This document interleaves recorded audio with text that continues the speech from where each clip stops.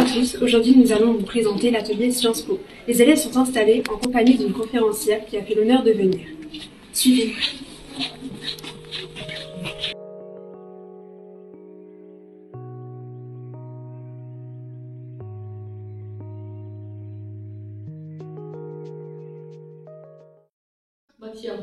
Les matières fondamentales, vous avez regardé. Quelques masters qui sont en alternance, par exemple le master dont je parlais de ressources humaines, aussi finance et stratégie. Et dans ce cas, sur un mois, les étudiants vont passer une semaine à Sciences Po et 3 autres semaines sur le terrain. Qui sépare les deux bâtiments. Il y a le bâtiment du 56 rue Saint-Père, et là ce qui est intéressant, ce bâtiment c'était la maison mère, on va dire, de l'ENA.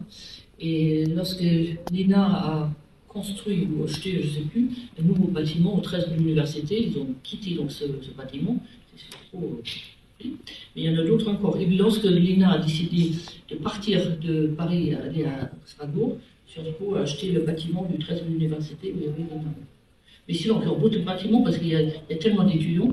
Parce qu'au total, sur les campus, y compris l'école de la recherche, etc., il y a à peu près 14 000 étudiants. Donc ça fait beaucoup de monde.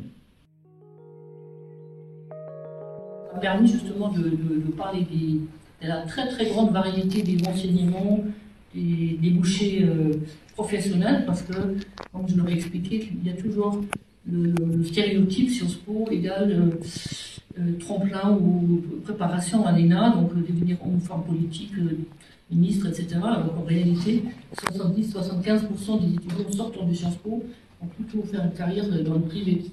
Et par exemple, il y a quelqu'un qui hésite, va faire de l'histoire et donc avant de devenir chercheur et à Sciences Po, à l'école de recherche, il pourrait tout à fait faire ça. Donc on a parlé aussi de la différence, c'est très important pour le comprendre. Il y a donc Sciences Po, le campus de Paris, mais depuis 11 ans maintenant, il y a des campus en région. Et ce n'est pas du tout la même chose que les IP de province, comme par exemple Strasbourg, Bordeaux, etc. Ce sont de très bonnes formations, mais justement ce n'est pas du tout la même chose. D'autant plus que sur les campus en région, les élèves passent seulement 2 ans. Ensuite, ils passent tous à l'étranger, et ensuite, le master, ils viennent tous à Paris. Voilà. Je disais, des profils très intéressants, très différents.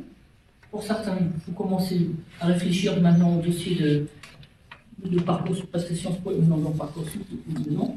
Donc, on aura un peu plus de temps. Et bon, on aura aussi l'occasion d'en vous parler, parce que je viens de leur dire qu'on va leur proposer aussi de venir à Sciences Po, de faire le chemin en RR métro, aussi découvrir le quartier et puis rencontrer des étudiants. Ce sont toujours nos meilleurs ambassadeurs parce que eux parlent de ce qu'ils ont vécu, pas seulement la partie théorique.